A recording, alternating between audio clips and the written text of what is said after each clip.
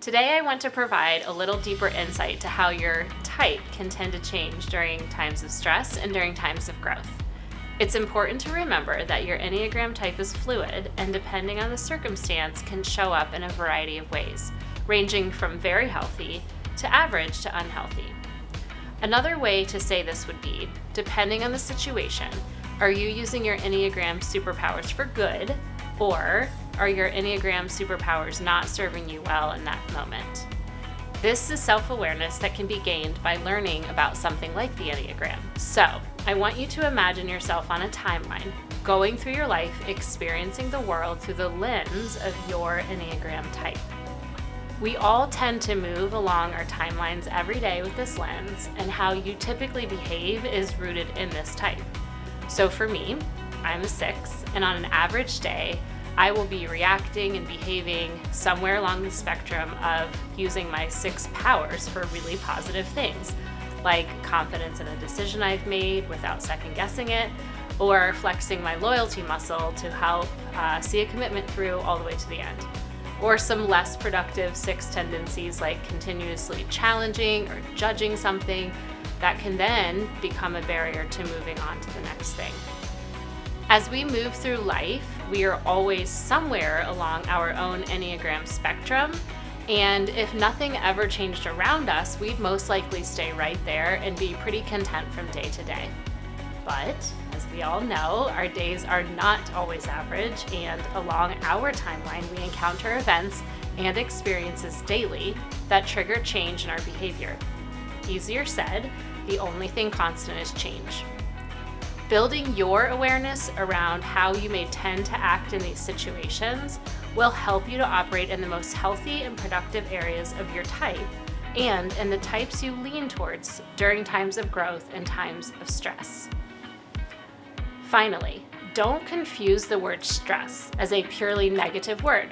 For the purposes of today, think of stress as situational or a change you can encounter in your environment. This trigger can teach us important things about how we grow from our experiences. Once stress occurs, or the change in your environment, you can begin the longer-term work of intentional growth. Developing new patterns of growth is slow, and it happens over time.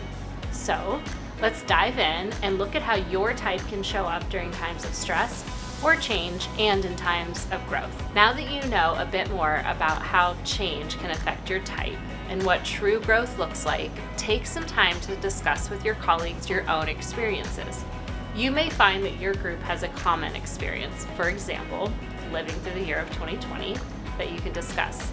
Or feel free to discuss another experience that you've had that's major in your life, becoming a parent, moving to a new city, working in a new job, or navigating through a family crisis are a few memorable experiences many of us have had. Feel free to reference the slide, and keep in mind that stress really just means change. It doesn't have to be negative. Change is situational. Healthy and sustainable growth is intentional and takes time. At the end of your breakout, you will be notified by a countdown that your time is coming to a close, and you will be directed back to the main screen. But please don't let the conversation and connection with your colleagues stop here today. My hope is that you will continue to connect with each other and share your experiences, and most importantly, what's working for you. Thank you, and enjoy your conversations. Dawson is the home to many Enneagram 9s, also known as the adaptive peacemakers. Patience, accommodating, and easygoing are the most notable characteristics of Enneagram 9s.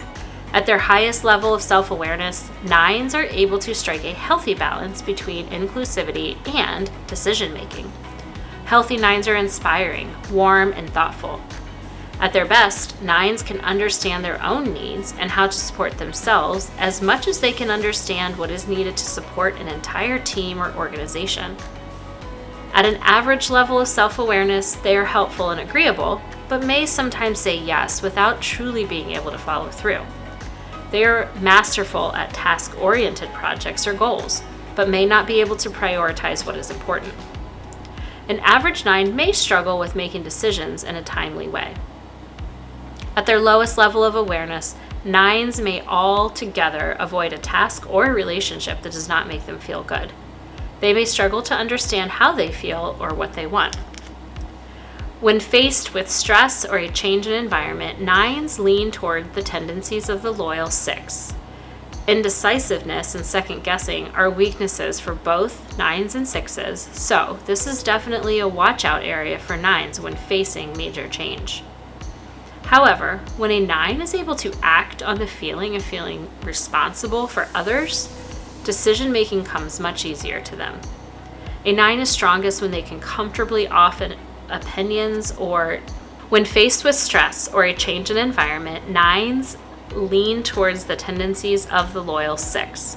Indecisiveness and second guessing are weaknesses for both 9s and 6s, so this is definitely a watch out area for 9s when change occurs. However, when a 9 is able to act on the feeling of being responsible for others, decision making comes easier. A 9 is strongest when they can comfortably offer an opinion or a decision that is not popular with the group. Over time and through experience, 9s seeking growth should lean into the strongest traits of the Enneagram 3, the achiever. Because 9s take in a lot of information from many people, they must watch out for the risk of taking on too many things and worrying more about what people think. Instead, a strong 9 will successfully take an active and charismatic role in their lives that exudes confidence and they know the value in all they do.